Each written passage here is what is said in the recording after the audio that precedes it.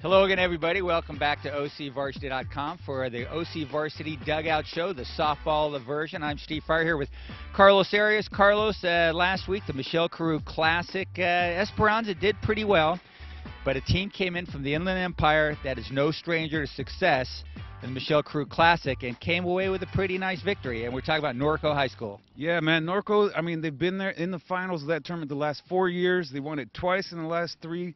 They got a great pitcher, Emily Lockman, and she's a stud. She just, had a great tournament.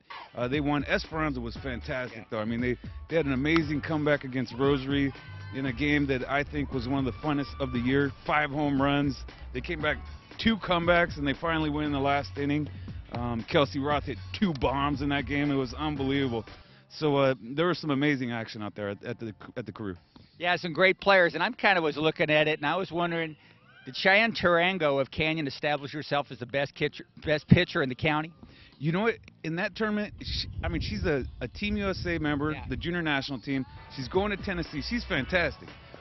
It looked like she finally got over the hump. She'd had some problems recently. And then yesterday, Canyon loses 7-6 in a game they were leading 6-0 on El Modena. Nice. El Modena comes back from a 6-run deficit, wins 7-6 in 8 innings. I mean, in Orange County softball, that's how crazy it is. I mean, no lead is safe.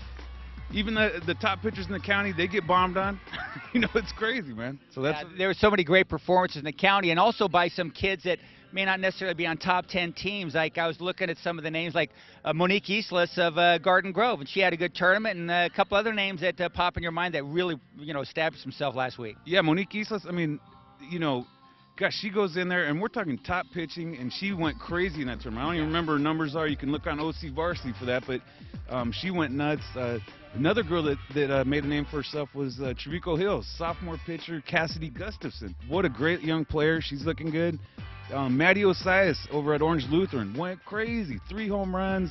I think she was like 9 for 15. I mean, just crazy stats in there. And I mean, when you put those kind of numbers up against the pitching that you're seeing over at that tournament, it's very impressive. All right, Carl, so now we're on to league play again. Now, what are the really interesting league races you're looking at as we go into next week? Well, like I told you about that Century League game between Elmo and Canyon, that was yesterday. Elmo now plays Esperanza. That's number 1 team in the county. Number 1 team in the county. They lost in the finals. That doesn't hurt them at all, man. They're number 1 in the county. Elmo is on fire after that big comeback. So on Thursday at Esperanza, if you want to see a bananas game, that's where you go, dude. It's going to be crazy. All right. Well, watch out for the banana peels over there at that game. So that's what's going on this week in softball here at the OCVarsity Dugout Show. So keep track of everything that's going on in softball and Carlos's rather interesting blog entries and updates that are quite so entertaining here at OCVarsity.com, where we've got you covered.